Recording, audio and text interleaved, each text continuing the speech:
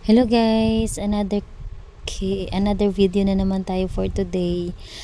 Yung i-upload natin guys is ito po yung paggawa natin ng ah, cake topper nung Sadya Boys na in-order last last week pa po ito. So ngayon lang natin na voice over. Actually guys, ang paggawa ng topper na ito is mano-mano lang siya, baga wala talaga siyang molder kasi nung time na magse-search ako wala talaga akong mahanap eh. Tapos yung ginamit ko nga pala dito, it's same before, yung nai-upload ko na rin dyan, yung gum paste, tsaka yung fondant na recipe na gamit ko.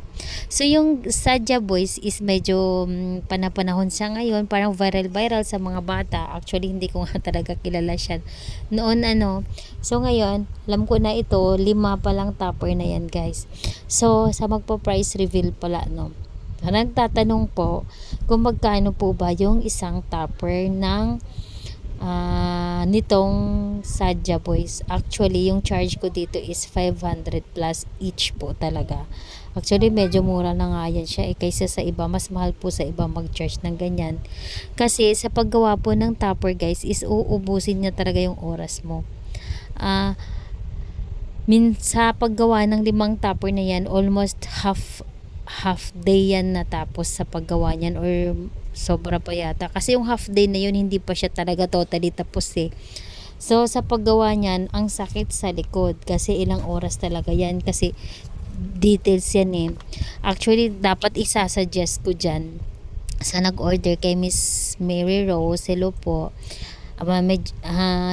Isasuggest ko sana dyan is topper na lang na toys or figurine, yung parang nabibili na lang natin siya, yung non-edible. Pero nung nag-search ako sa Blue and Orange app, wala talaga ako mahanap. So pinush ko talaga yan, pinush talaga namin na magiging siya, na magiging edible pa siya.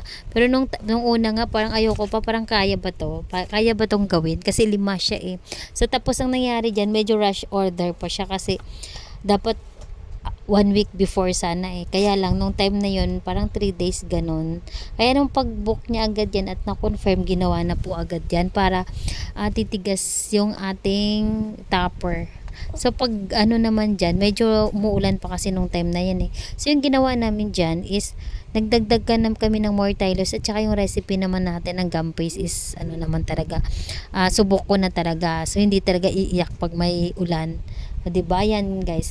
Tapos yung size nga pala ng topper na yan is more or less 3 or 4 inches yan, kasi yung size ng cake natin is 7 by 6, mataas pa. So ito na ang ating final guys na cake.